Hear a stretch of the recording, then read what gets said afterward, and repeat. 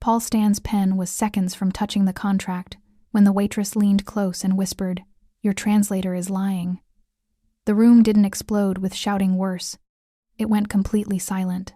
Because if she was right, the man Paul trusted most in the room was about to sign away his entire empire. If this story pulled you in, go ahead and subscribe so you never miss what's ahead.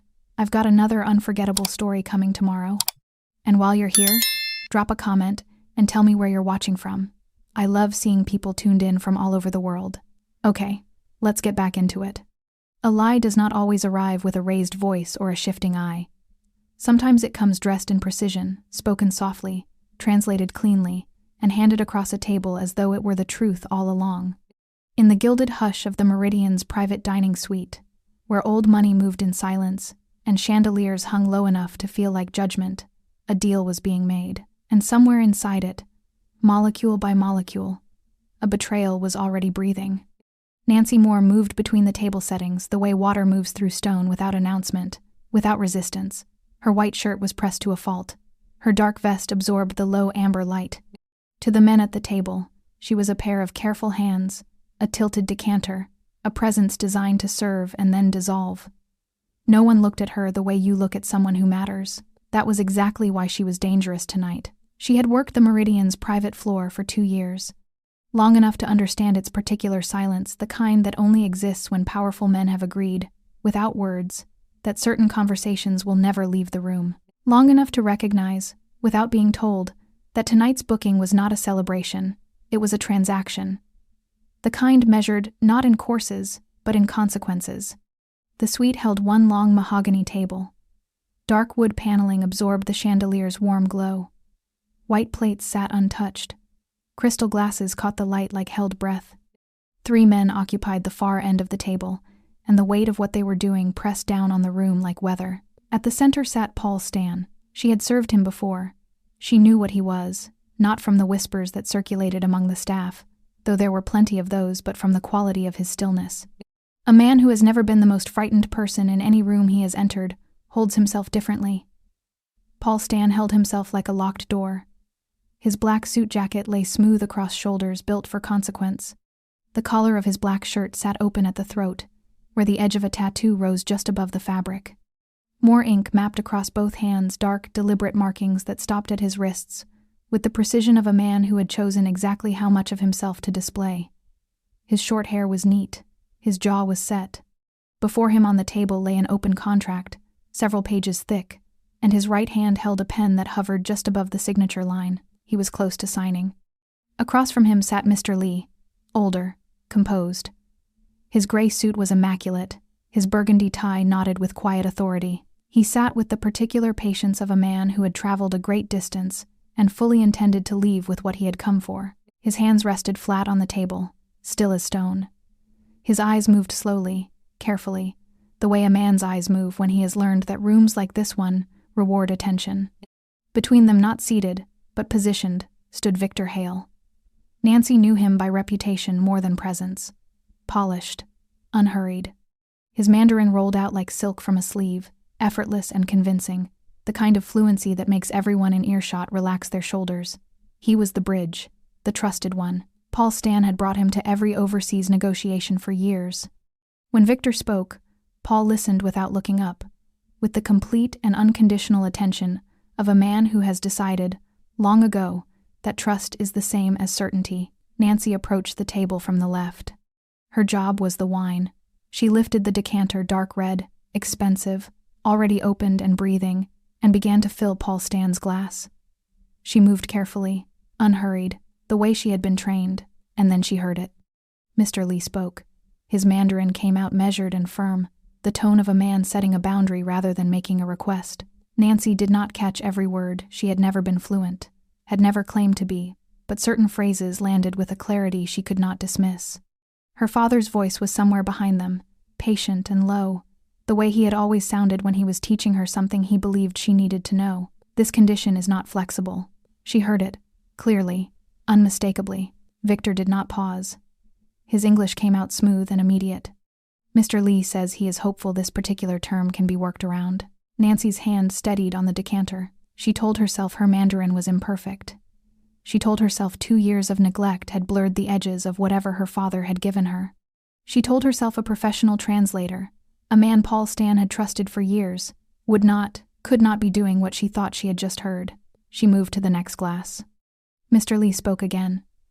This time the phrase was shorter, harder, the kind of sentence that does not require fluency to decode because the tone alone carries the meaning. Nancy's chest recognized it before her mind did. If this agreement fails, everything stops. Victor translated without blinking. He says there may be some room for flexibility if complications arise. Nancy set the decanter down. She did not look at Victor. She did not look at Mr. Lee. She looked at Paul Stan's hand, the tattoos across his knuckles, the pen between his fingers, the contract beneath it. He was nodding slowly. The nod of a man who is satisfied. The nod of a man who is about to sign. He had not heard what she heard. He had no reason to doubt the words being handed to him. Nancy took one step back from the table. Her expression gave nothing away. Her hands were steady. Behind her ribs, however, something had shifted, something that felt uncomfortably like the moment before a decision, when the body already knows what the mind has not yet admitted. She was not fluent. She could not be certain.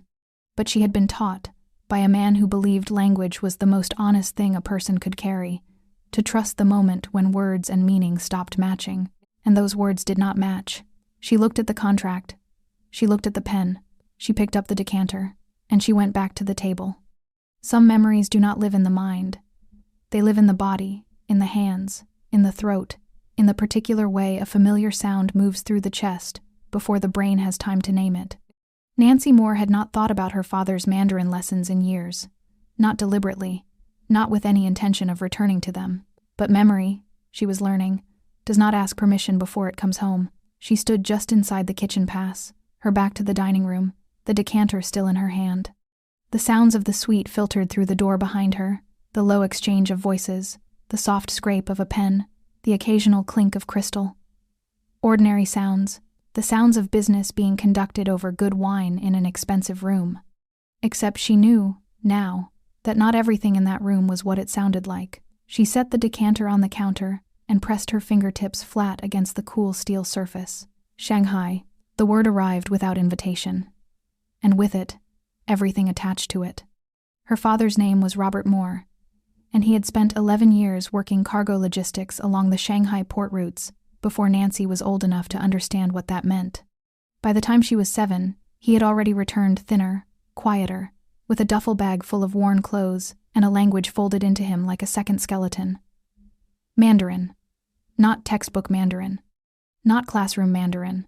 The real kind dockworker Mandarin, negotiation Mandarin, the kind you learn when every miscommunication costs money and every clearly spoken word saves it. He never made a lesson of it. That was the thing she remembered most. He never sat her down with flashcards or a notebook. He simply spoke it, here and there, woven into ordinary days. He would name things around the house. He would repeat a phrase until she repeated it back correctly. He corrected her pronunciation with the patient precision of a man who understood that tone was everything, that the same syllable, spoken differently, could mean generosity or insult, agreement or refusal. Tone is the truth, he used to say. When the words confuse you, listen to the tone. She had been 12 when he started teaching her the business phrases. Not because he believed she would ever need them, but because he was proud of what he had learned, and sharing it was the closest he could come to taking her with him to the place that had shaped him. This is non-negotiable. She remembered how he made her practice that one for an entire afternoon. The terms must be honored. He tapped the table with one finger when he said it, a habit, she realized now, that Mr. Lee had echoed tonight without knowing it. If the agreement fails, everything stops. He had said that one grimly, from experience. The tone of a man who had watched a deal collapse and understood exactly what followed. Nancy closed her eyes in the kitchen pass. She heard those phrases again. Not from memory from the room behind her, from Mr. Lee's mouth, from the conversation she had no business listening to and could not stop hearing. And then she heard Victor's translations laid over them like a sheet pulled over something you do not want to look at. She had not misheard. Her father had died 4 years ago. A Tuesday in February, unremarkable weather, a hospital room that smelled like recycled air, and the particular hopelessness of fluorescent lighting.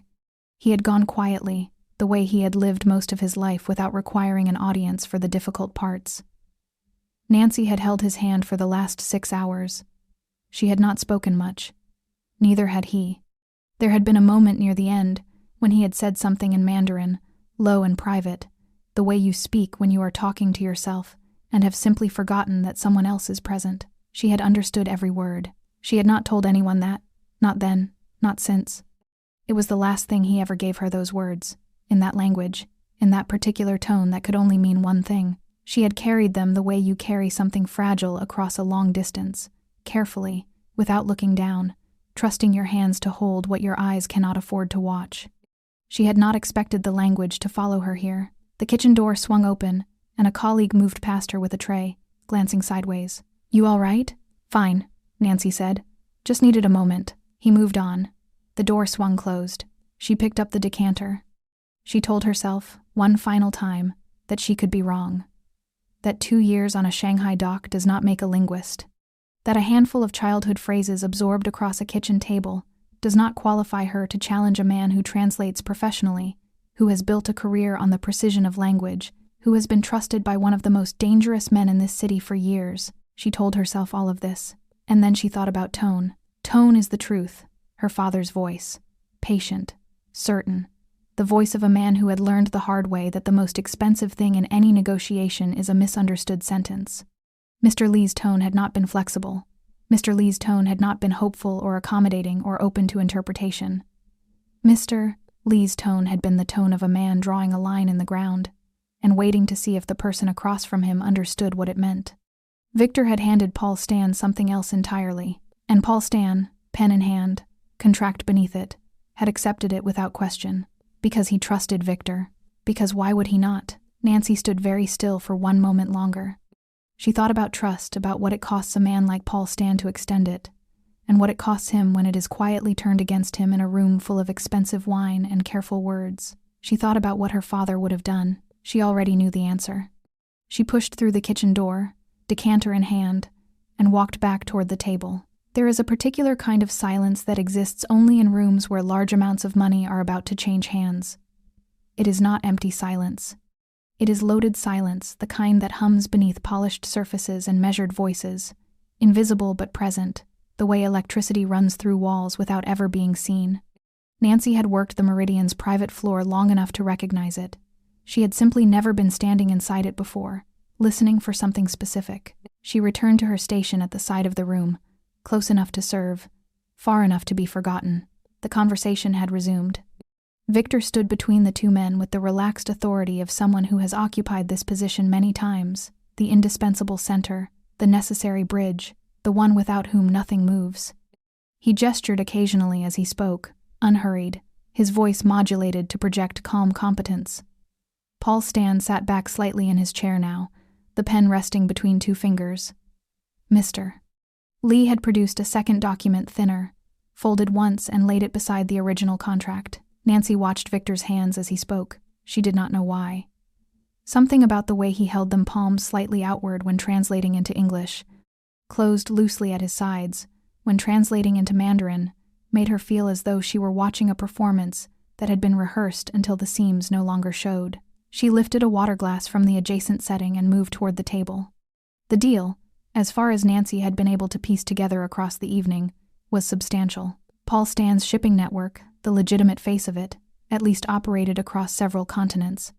Cargo routes, port contracts, freight arrangements that moved goods from one side of the world to the other with the efficiency of a machine built by someone who understood that time, in this business, was simply money in a different form. Mr. Lee represented the eastern half of that equation. His companies controlled 3 major port routes along the Chinese coastline, routes that, if aligned with Paul Stan's existing network, would create something considerably larger than either man currently operated alone. The contract on the table was the mechanism for that alignment, pages of terms, obligations, penalties, and protections that would bind both men to an agreement neither could easily exit once signed. Nancy understood enough of that to understand the stakes. What she understood more clearly now was the specific way Victor was adjusting them. Mr. Lee spoke again. His voice was precise, unhurried, carrying the weight of a man who had reviewed these terms many times and arrived tonight with no intention of softening them. Nancy heard it. The financial penalties are fixed. They cannot be altered after signing. She kept her face composed, refilled the water glass, did not look at Victor directly. Victor translated. Mr. Lee notes that the penalty structure is something he'd like to revisit together if needed post-signing. Paul Stan nodded, made a small note in the margin of the contract. Nancy set the water pitcher down carefully. Revisit together if needed. She turned the phrase over in her mind, holding it against what she had heard. What Mr. Lee had said was not an invitation. It was a wall. A clearly constructed, deliberately worded wall that told the man across the table exactly what he was agreeing to carry if things went wrong. Victor had turned the wall into a door. She moved back to her station. The pattern, now that she was looking for it, was not subtle.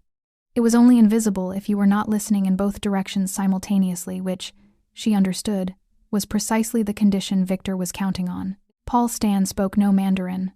Mr. Lee's English was limited to pleasantries. The space between them belonged entirely to Victor, and Victor was filling it with something carefully, deliberately different from what was being said. Strict became flexible. Fixed became negotiable. Non-negotiable became open to discussion. Each alteration, taken alone, might seem minor. A softened adjective, a shifted emphasis, a clause reframed as a suggestion rather than a condition. But Nancy had watched her father work contracts long enough to understand that deals are not broken by dramatic betrayals. They are broken by the slow accumulation of small misunderstandings that only reveal themselves when it is far too late to go back to the table. By the time Paul Stan discovered what he had actually signed, the signatures would be ink and the terms would be law. Mr. Lee leaned forward now, both hands flat on the table, and spoke at slightly greater length. His tone shifted, still controlled, but carrying something underneath it that Nancy recognized as urgency. The kind that a measured man allows himself only when he believes the person across from him is not yet fully understanding what is being offered. She listened carefully. This partnership protects both parties only if the obligations are honored completely. If one side fails to meet the terms, the consequences are immediate and total. There is no grace period. This was agreed in the preliminary correspondence. It was the longest statement Mr. Lee had made all evening.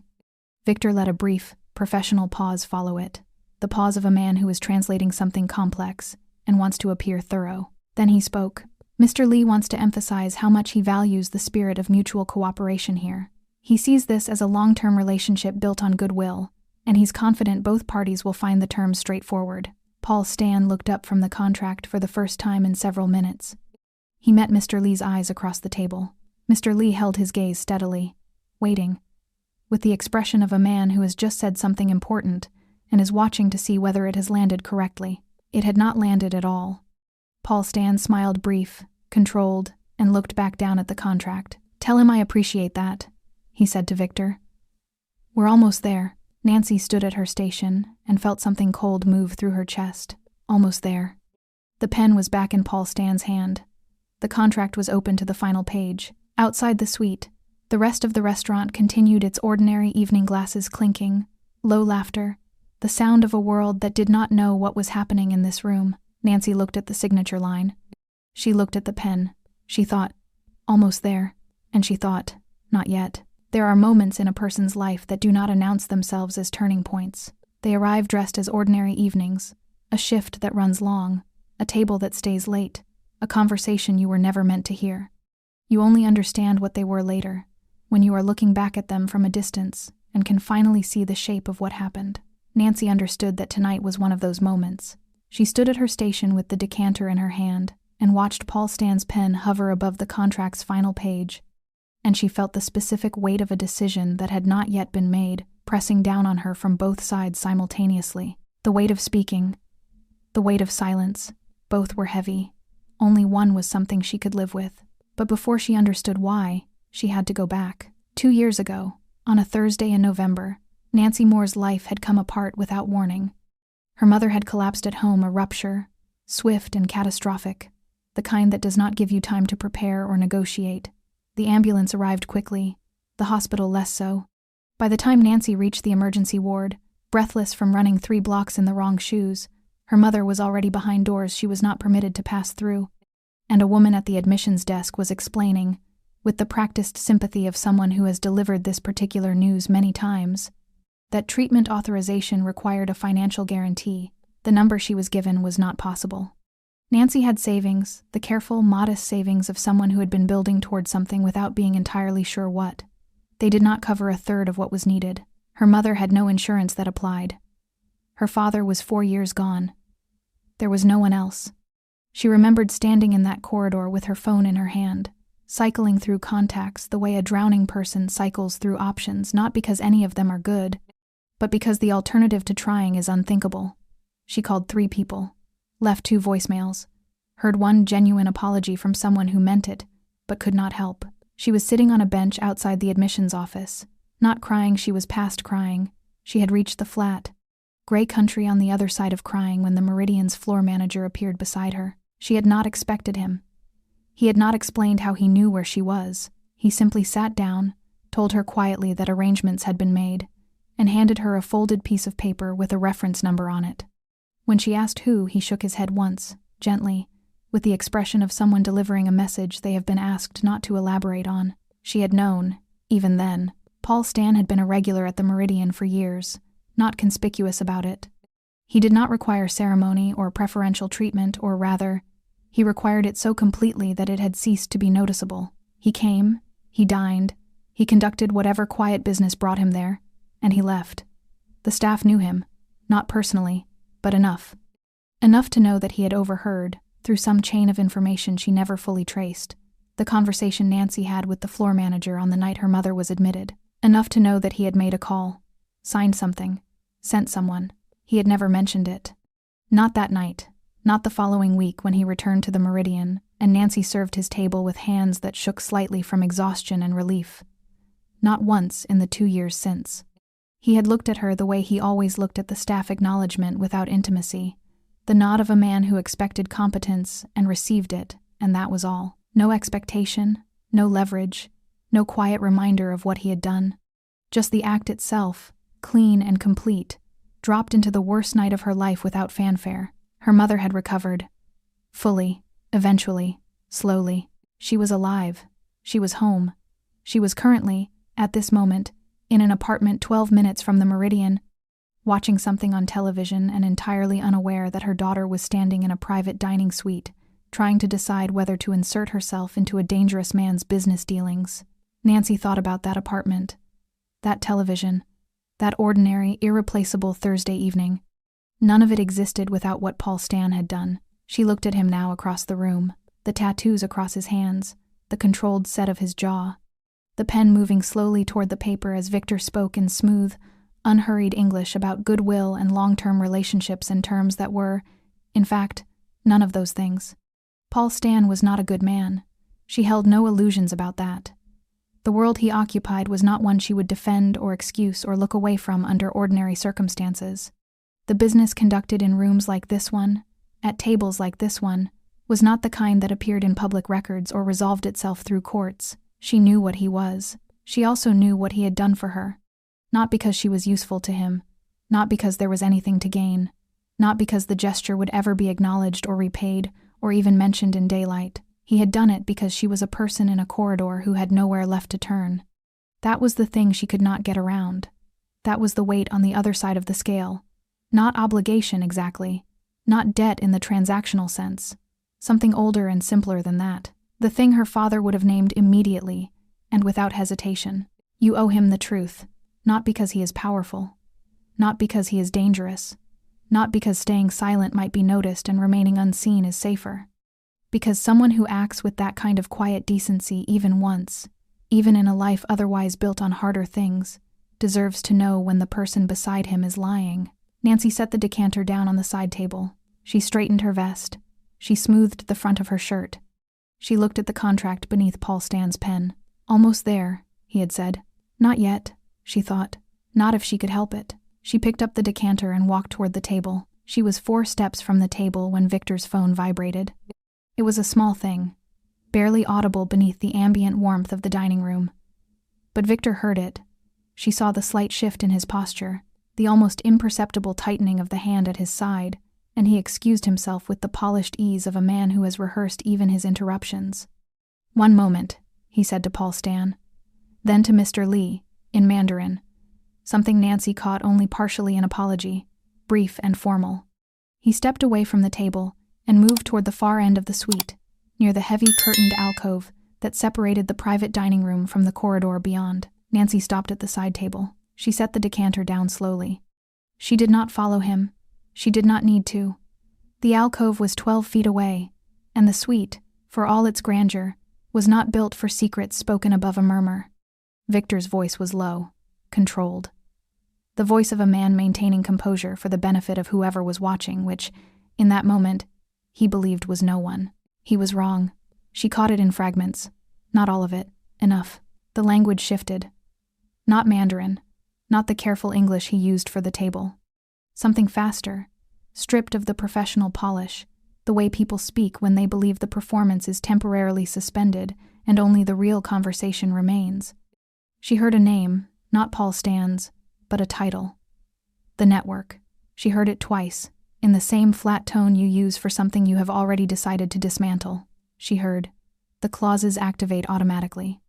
She heard a pause, his end listening, the other end speaking, and then, once he signs, it moves without him.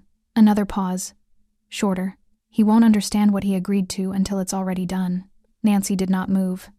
She stood with one hand resting on the side table, her weight perfectly distributed, her face holding the expression she had spent 2 years perfecting, the look of a person who is present, without being anywhere in particular, whose thoughts are entirely occupied with the next table setting or the temperature of the wine. Inside, something had gone very cold and very clear. She had suspected mistranslation. That alone had been enough to stop her breath twice in the last 40 minutes. This was different. Mistranslation could have been carelessness, could have been bias, could have been the ordinary human tendency to smooth rough edges when moving words between worlds, to soften what feels harsh, to simplify what feels complex. She had considered all of those possibilities and held them carefully against what she had heard, testing each one, because the alternative, the intentional alternative, was not something she had wanted to arrive at without evidence. She had evidence now. Once he signs, it moves without him. Not carelessness, not simplification. A plan. A deliberate, constructed plan that required Paul Stan's signature on a document he did not actually understand, containing terms he had not actually been given, built around a translation that had been engineered from the beginning to produce exactly this moment, a man with a pen in his hand, and no idea what he was holding. Victor returned to the table 2 minutes later. He slipped his phone into his jacket pocket and resumed his position between the two men, with the seamless ease of someone stepping back into a role they have never truly left. He said something to Mr. Lee in Mandarin brief, reassuring. Mr. Lee nodded once, with the small, controlled satisfaction of a man receiving confirmation of something he already knew. Nancy watched that nod. She filed it away. She thought about what she now understood. The contract on the table was not what Paul Stan believed it to be. The terms Victor had been translating softened, adjusted, made to appear flexible and mutual and built on goodwill, were not the terms Mr. Lee had brought to this table.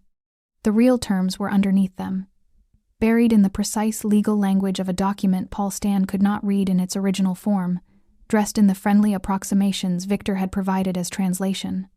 Hidden clauses, automatic penalties, obligations that would trigger without warning, without grace period, without any mechanism for negotiation once the ink was dry. The financial penalties are fixed.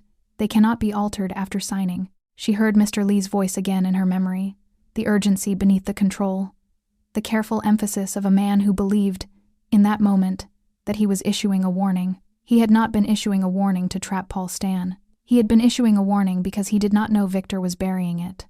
The understanding landed with the particular force of something that rearranges what came before it. Mr. Lee was not the architect of the betrayal. Victor was. She stood very still with this knowledge and felt it settle into the full shape of what it was. Victor Hale, the trusted one, the indispensable bridge, the man Paul Stan had brought into rooms like this one for years, because he believed loyalty was the one currency that did not depreciate. He had quietly aligned himself with parties connected to this deal, who stood to profit enormously from Paul Stan's financial collapse. The plan was elegant in the way that truly dangerous plans are elegant, built on something undetectable, not violence, not theft, not any mechanism that leaves evidence in the conventional sense. Just language, just the invisible space between what one man says and what another man hears, manipulated by the one person in the room trusted to keep that space honest. If the contract was signed tonight, The penalties would activate on a timeline Paul Stan could not predict and could not prevent. His shipping network, built across years, across continents, across every careful and ruthless decision that had brought him to this table, would begin to collapse from the inside. And Victor would be gone before the walls came down. Nancy looked across the room. Paul Stan's pen was moving again. Mr. Lee sat with that same composed patience. Victor stood between them, polished and unhurried, his hands loosely open. She was the only person in this room who knew all of it. She was a waitress with a decanter and a dead man's language lessons and 2 years of careful invisibility. And she was, without question, the only thing standing between Paul Stan and everything he was about to lose. She picked up the decanter. She walked toward the table. There is a moment before every irreversible action where time does something strange. It does not slow, exactly. It sharpens. The edges of things become very clear, the grain of the wood beneath your fingertips, the exact temperature of the glass in your hand, the precise distance between where you are standing and where everything changes. Nancy had experienced that sharpening once before, in a hospital corridor, when she understood that the next thing she did would determine what came after it for a very long time. She was experiencing it again now. She stopped 2 tables short of the private suite's entrance and stood with the decanter at her side and let herself, for exactly 1 moment, think clearly about what she was considering. She was considering warning a Mafia boss. Not a difficult client, not an irritable regular with strong opinions about wine temperature. A man whose name, spoken in certain circles, produced a particular quality of silence. A man whose shipping empire was the legitimate surface of an operation that extended into depths she had never wanted to know and had specifically avoided learning. A man who was, by any reasonable measure, not someone a Meridian waitress inserted herself beside uninvited. She knew all of this. She stood with it. She thought about what happened if she said nothing. The contract would be signed tonight. Victor would complete his translation of the final clauses, softened, adjusted, stripped of their actual weight, and Paul Stan would put his name at the bottom of the page, with the confidence of a man who believed he understood what he was agreeing to. Mr. Lee would sign beneath him. Hands would be shaken. Wine would be finished. The evening would close the way these evenings always closed, quietly, completely, with the polished efficiency of a transaction conducted among men who understand that discretion is simply professionalism by another name. And then, weeks from now, or months, she did not know the timeline the clauses would activate. The penalties would begin. Automatic. Fixed. Non-negotiable. Exactly as Mr. Lee had said at this very table. In a sentence Victor had buried so completely that Paul Stan had nodded and smiled and made a note in the margin. She tried to construct, in her mind, the shape of what followed. Financial penalties at a scale that could destabilize a shipping network operating across multiple continents. Obligations Paul Stan had technically agreed to and could not dispute, because the signature was his, and the contract was legal, and the translator was trusted. Routes collapsing, partners withdrawing. The structural weight of an empire shifting onto foundations that had been quietly removed, without anyone noticing. Victor walking away before the first wall fell. Paul Stan left inside a building he no longer understood. She thought about the hospital corridor again, the woman at the admissions desk, the number that was not possible. She thought about her mother's apartment 12 minutes from here, the television, the ordinary evening, the life that continued because someone had made a phone call and signed something, and never once mentioned it again. She put those 2 things side by side, the silence she was considering and the silence he had chosen. She thought about what happened if she spoke. This was the harder calculation. Not because the outcome for Paul Stan was worse, it was obviously better. If he believed her, if he acted, if the warning landed the way she needed it to land, but because of everything surrounding that outcome, because of the geometry of what she was inserting herself into. She was not naive about what Paul Stan's world contained. She had worked the Meridian's private floor for 2 years. She had served dinners that were not about food, and meetings that were not about business, and negotiations that had nothing to do with the contracts visible on the table. She had learned, gradually and without being taught explicitly, that the price of working in rooms like this one was understanding clearly where her role ended. Her role ended at the table's edge.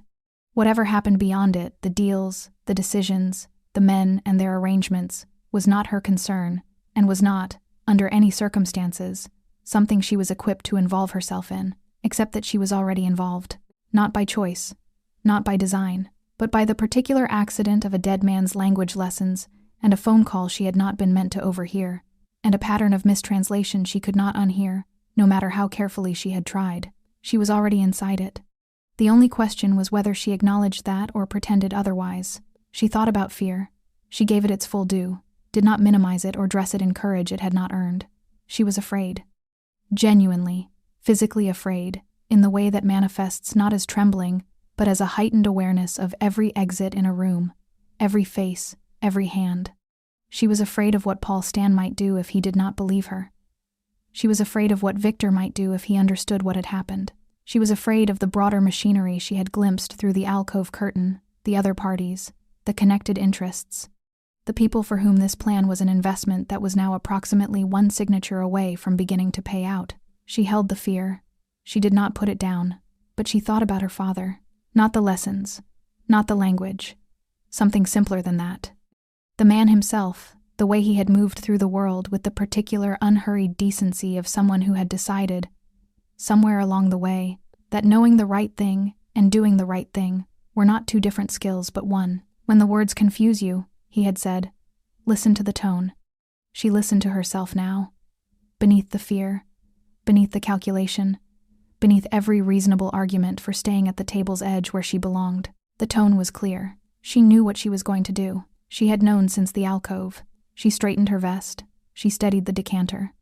She looked across the room at Paul Stan's hand, the tattoos, the pen, the contract beneath it, and she thought about silence and what it costs and who pays for it. Then she walked through the door. The room received her the way it always did, without acknowledgement, without interruption. The three men continued their business as she entered, each occupying his particular position in the careful geometry of the negotiation. Paul Stan at the center, pen in hand.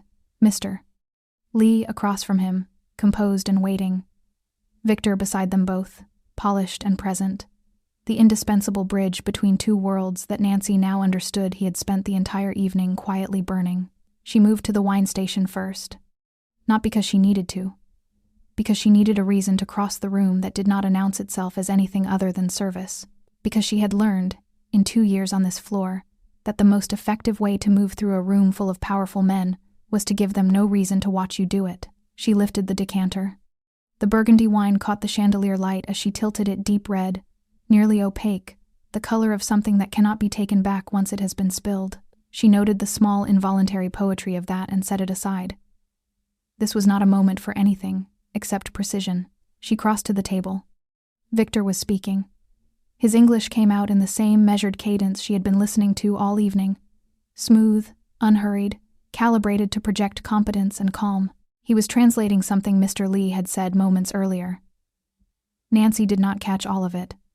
She caught enough to know that whatever Mr. Lee had actually said bore little resemblance to the version arriving at Paul Stan's end of the conversation. She reached Paul Stan's side of the table. He did not look up. He was reading the final page of the contract, his pen resting between 2 fingers, his eyes moving slowly across the lines with the focused attention of a man conducting a final check before committing to something irreversible. The tattoos across his knuckles shifted as his grip adjusted. The watch at his wrist caught the light briefly. He was close. She could feel it in the quality of his stillness, the particular concentration of a man preparing to act. She began to pour. The wine moved into his glass in a thin, controlled arc. She kept her hand steady. She kept her expression composed. She kept her eyes on the glass because that was where a waitress's eyes belonged during this particular task. And she was a waitress, and this was simply a refill on an ordinary evening in a private dining suite where nothing unusual was occurring. Then she leaned slightly forward. Not dramatically. Not enough to draw Victor's eye or shift Mr. Lee's attention. Just the small, natural incline of a person, ensuring the pour does not spill the kind of movement that happens 100 times an evening in rooms like this one and registers as nothing. Her voice came out barely above a breath, directed precisely at his ear.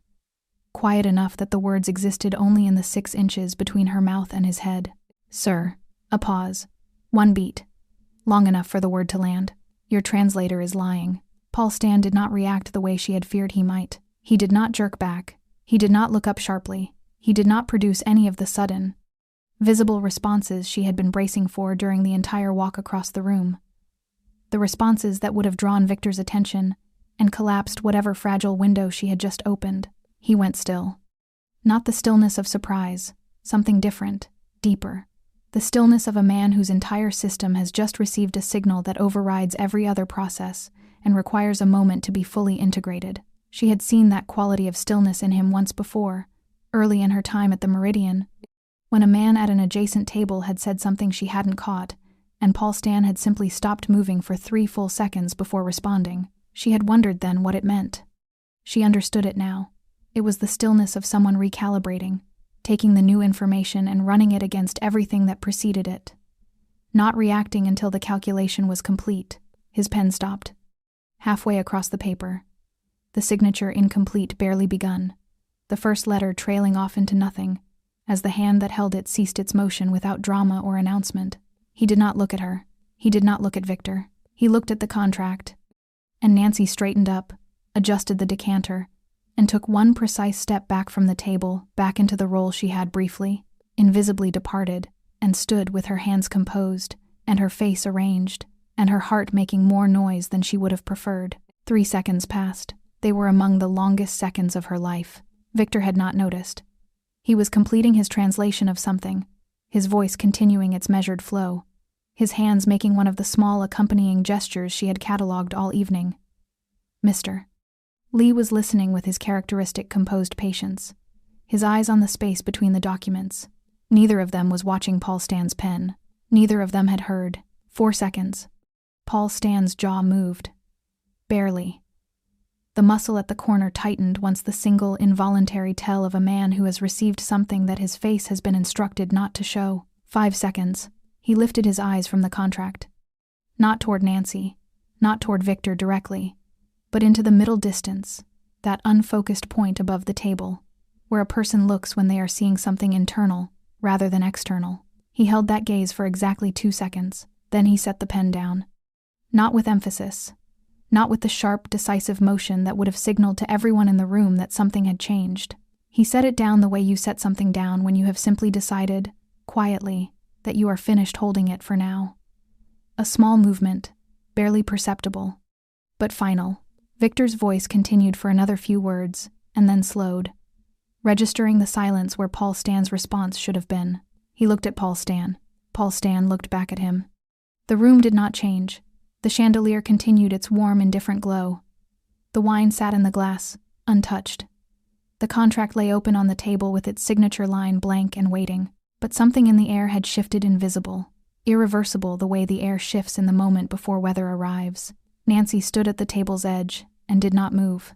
The silence held. Paul Stan did not accuse Victor. That was the first thing Nancy noticed, and it told her more about the man than anything she had observed across the entire evening. A lesser man, or a more reactive one, would have turned immediately. Would have let the accusation surface in his eyes before his mind had finished processing it. Would have given Victor the one thing a guilty man needs most in the moment of exposure warning. Paul Stan gave him nothing. He picked up his wineglass instead. Lifted it slowly, with the unhurried ease of a man who has simply decided to pause and appreciate what is in front of him. He swirled the wine once, set it back down. Then he looked across the table at Mr. Lee with an expression of relaxed, collegial interest, the expression of a man who is enjoying the evening and sees no reason to rush its conclusion. Ask him, Paul Stan said to Victor, his voice carrying its usual measured authority, how he sees the first phase of the partnership operating. Practically speaking, the first 90 days, Victor translated. Mr. Lee responded. Nancy was at the side table now, occupying herself with the careful rearrangement of glassware that required no rearrangement, close enough to hear, invisible enough to remain unquestioned. She listened to Mr. Lee's Mandarin. He spoke for approximately 20 seconds. His tone was specific, detailed, conditional, containing at least 2 distinct qualifications that carried the weight of hard boundaries rather than preferences. Victor translated in 11 seconds. He says the first phase should flow naturally from the agreement. He's relaxed about the timeline and trusts your judgment on the operational details. Nancy's hand paused on a glass stem. Mr. Lee had said nothing resembling that. He had outlined a specific 90-day framework with 2 non-negotiable checkpoints and a clause about reporting. The word he had used for the checkpoints was not relaxed. It was the same word her father had used when explaining why cargo manifests required sign-off at every port of transfer. Mandatory. Paul Stan nodded slowly. His face gave nothing away. Good, he said. And the reporting structure, how does he prefer to handle that? The test continued for 11 minutes. Nancy understood what she was watching approximately 4 questions in. Paul Stan was not asking about operational details. He was asking questions he already had some frame of reference for questions where Mr. Lee's answers, if accurately translated, would produce responses Paul Stan could cross-reference against his own knowledge of how Chinese shipping partnerships were conventionally structured. He was building a map, and he was checking Victor's translations against it. The 5th question was about liability allocation in cases of cargo loss. Nancy caught Mr. Lee's answer clearly firm, specific, assigning primary liability to the party responsible for the relevant leg of transport with no exceptions. Victor translated, "He says liability is something they can work through together case by case." Very collaborative approach. Paul Stan's eyes moved to Mr. Lee's face. Mr. Lee was already watching him with an expression Nancy had not seen him wear before. Not confusion, exactly. Something more precise than that. The expression of a man who has just heard a response to his own words that does not correspond to anything he said, and is deciding whether to address it directly or wait and see whether the person across from him has noticed. He waited. Paul Stan asked another question. This time, Nancy watched Mr. Lee's reaction as Victor translated Paul Stan's English into Mandarin. Mr. Lee listened. A small line appeared between his brows, the involuntary response of someone processing words that do not quite match the conversation they believed they were having. He answered carefully, his tone measured in the particular way of someone who has begun to suspect that the room contains a variable he has not yet identified. He was not wrong.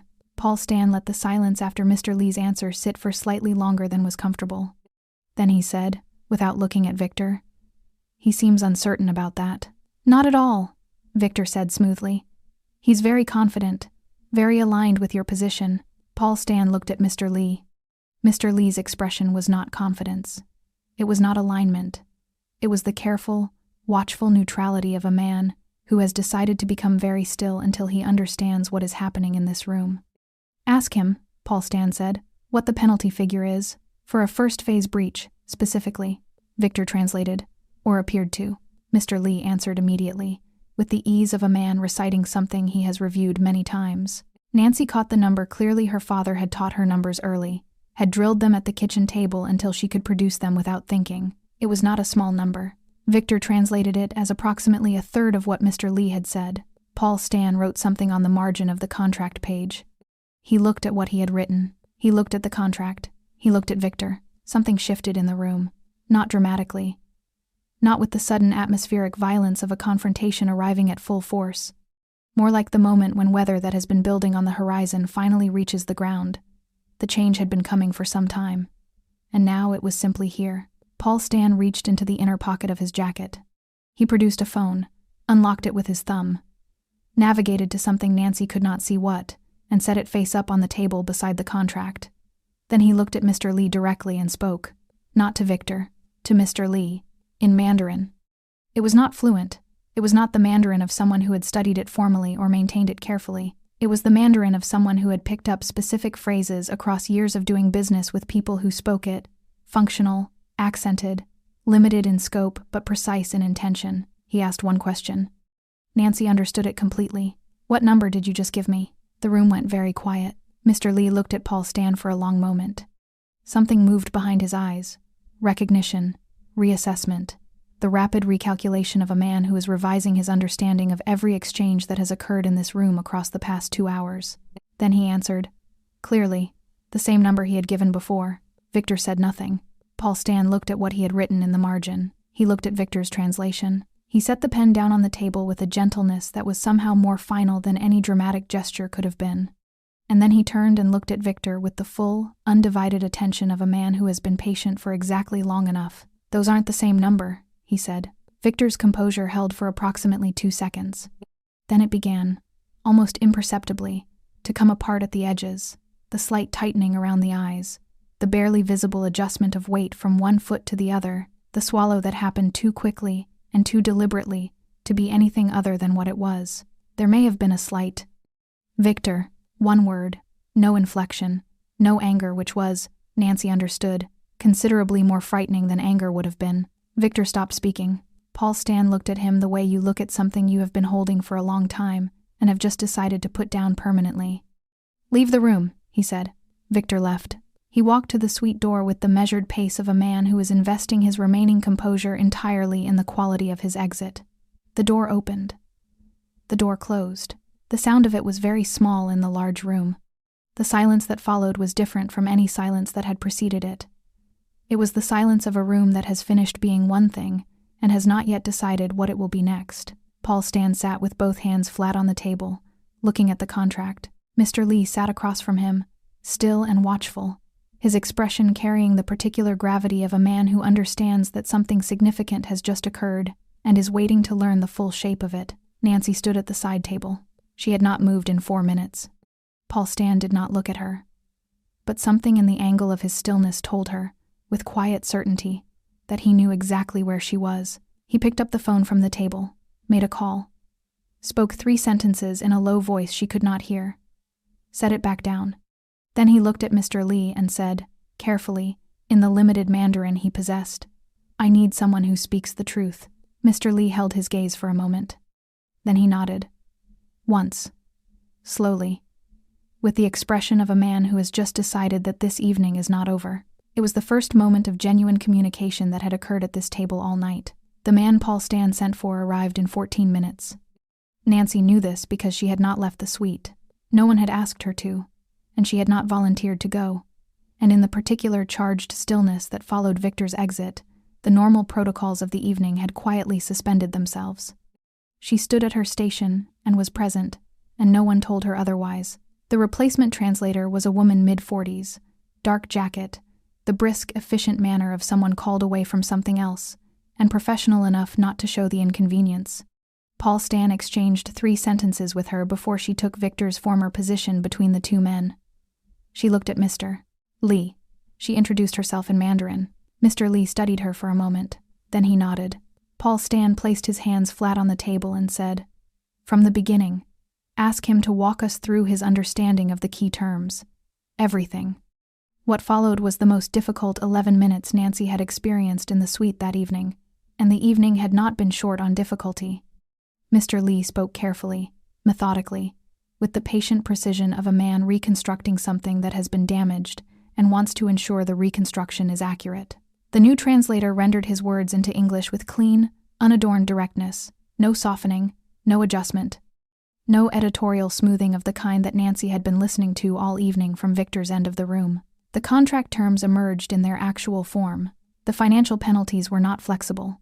They were fixed at a figure nearly 3 times what Victor had translated automatic, non-negotiable, triggered by specific conditions that were written into the contract's secondary clauses in language that Paul Stan's legal team had not been provided accurate translations of during the preliminary review process. The liability structure was not collaborative. It assigned clear, specific obligations to Paul Stan's network across the first phase of the partnership, with consequences for non-compliance that compounded quarterly. The 90-day framework was not relaxed.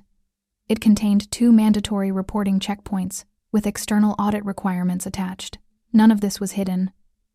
None of it was unusual for a contract of this scale and complexity. Mr. Lee had brought it to the table openly, had stated its terms clearly throughout the evening, had Nancy understood now with complete certainty, attempted at least twice to emphasize the non-negotiable nature of specific clauses in terms that were entirely transparent.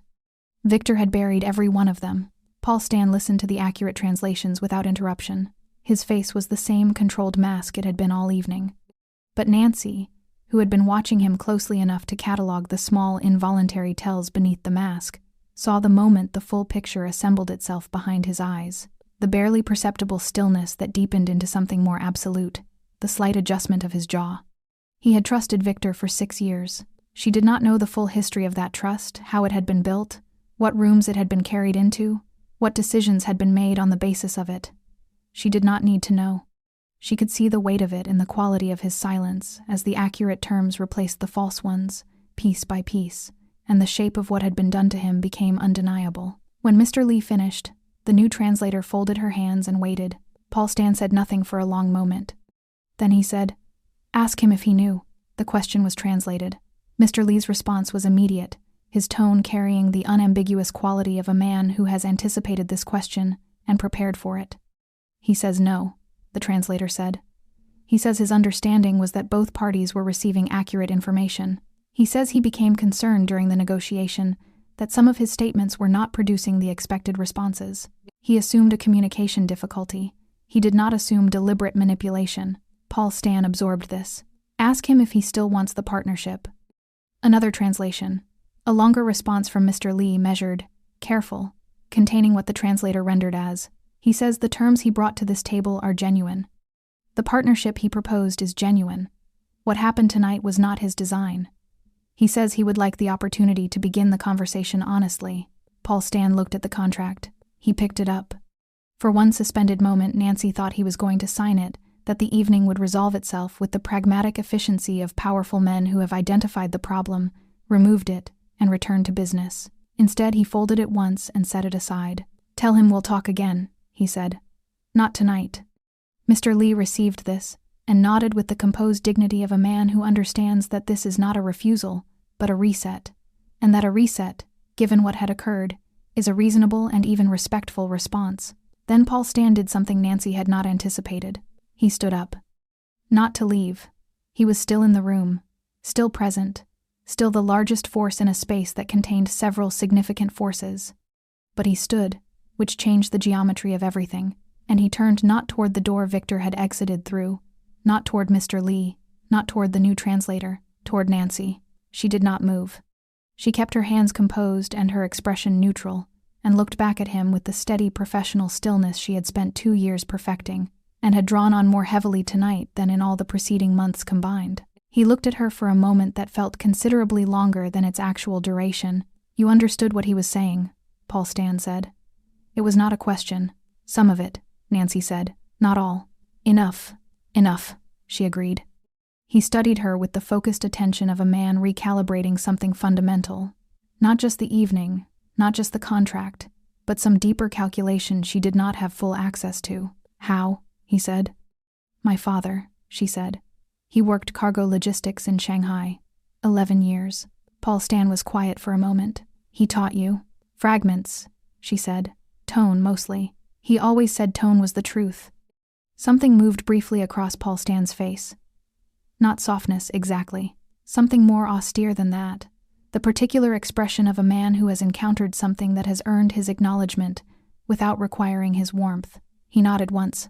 "Your father was right," he said. He made 2 more calls after that.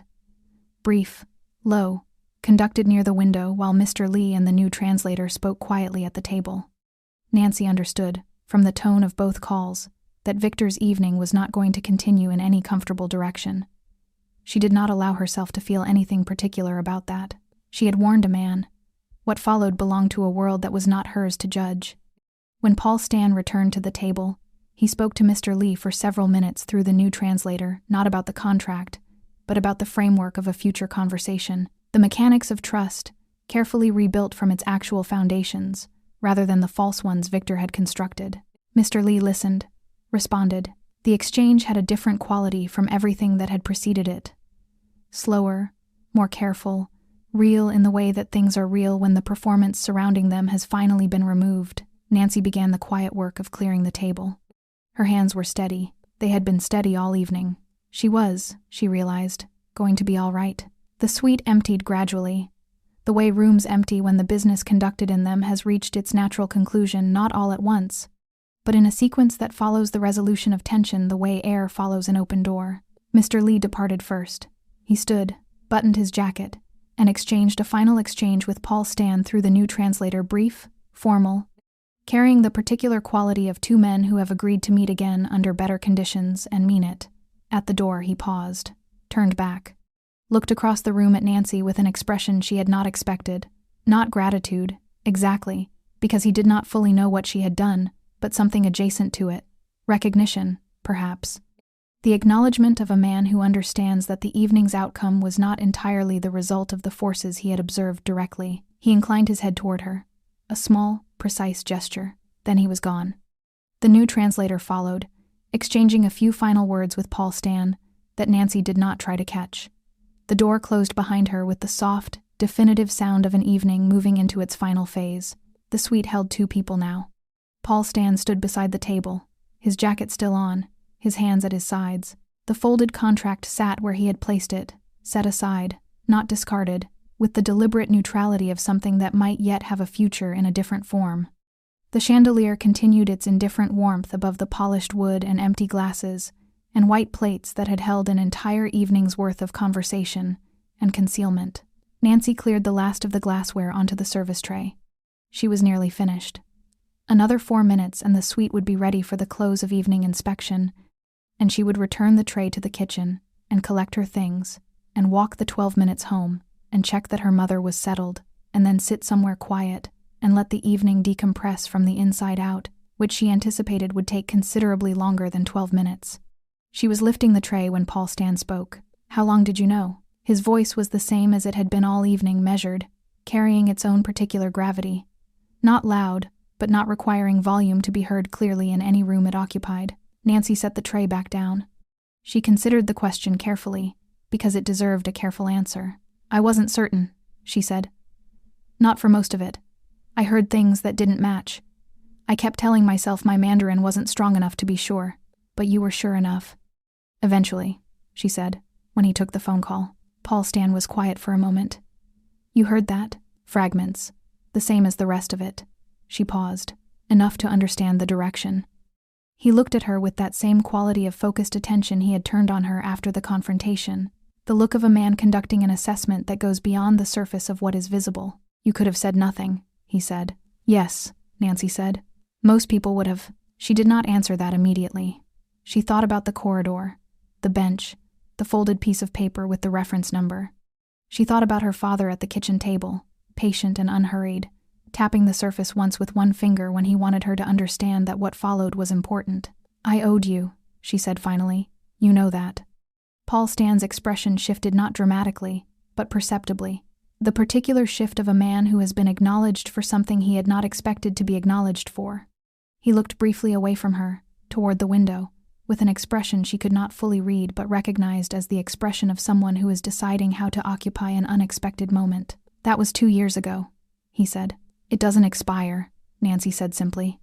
He was quiet for long enough that the room settled around the silence comfortably. Outside the suite, the distant sounds of the Meridian's main floor continued their ordinary rhythm, the soft percussion of an evening winding down, glasses and laughter, and the low music of a restaurant that did not know and would never know what had occurred in this room tonight. Paul Stan moved to the window, stood with his back partially to her, looking out at the city beyond the glass, the lights, the darkness between them, the particular nighttime geography of a place that continues its life, regardless of what happens in any single room within it. "Your father," he said. "The logistics work in Shanghai." 11 years, Nancy said. "He came back when I was 4, kept the language, passed pieces of it to me. He sounds like a careful man." "He was," she said. "He believed that understanding language meant understanding people, that you couldn't really separate them." Paul Stan absorbed this. "He was right about that too," he said quietly. Nancy picked up the tray again. Her hands were steady, had been steady all evening, through everything the evening had contained. And she was grateful for that, in the way you are grateful for the things in yourself that hold when holding is required. "The partnership," she said, "with Mr. Lee. Will you pursue it?" Paul Stan turned from the window, looked at the folded contract on the table. Something in his expression carried the weight of a man who is recalculating not just the evening but the longer arc of decisions that had brought him to it. The trust placed, the trust broken, the particular cost of discovering that the bridge you have crossed without question for years was never fully sound. "The terms are legitimate," he said. "The deal is sound."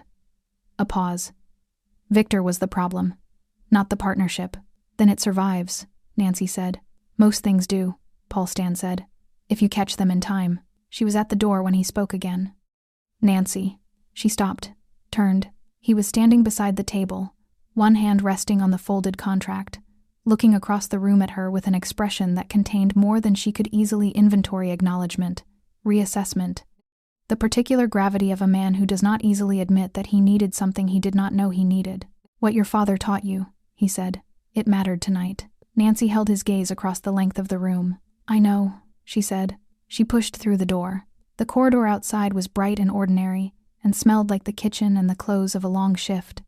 She walked it the way she always walked it, steadily, without announcement, and collected her jacket and her bag and said goodnight to the colleague who was still finishing the late cleanup, and walked out into the night air that hit her face with the particular clarity of something real, after hours of something that had required enormous effort to navigate. She walked the 12 minutes home. Her mother's light was still on.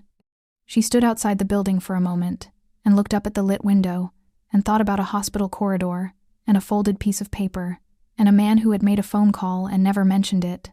And she thought about her father at a kitchen table teaching her a language one fragment at a time, patient and unhurried, believing it mattered without knowing why. It had mattered tonight. Sometimes the truth does not come from translators or contracts, or the powerful men who build empires on the precise meaning of words.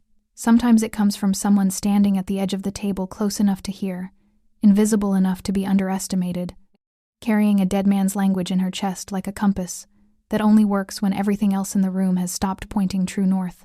Nancy Moore had not been fluent enough to translate, but she had been present enough to listen. And sometimes that is the only thing between a man and the lie designed to destroy him. She pushed open the door and went upstairs to her mother. The city continued behind her, indifferent and luminous, full of rooms where deals were being made in languages that did not always survive the crossing. But in one room, tonight, the truth had. Thanks for sticking with this story until the very end. You're the reason these stories feel alive. If you're ready for another powerful journey, just tap the next video on your screen. And before you go, leave a quick comment and rate this story from 1 to 10. I'm excited to read your thoughts and connect with you in the comments.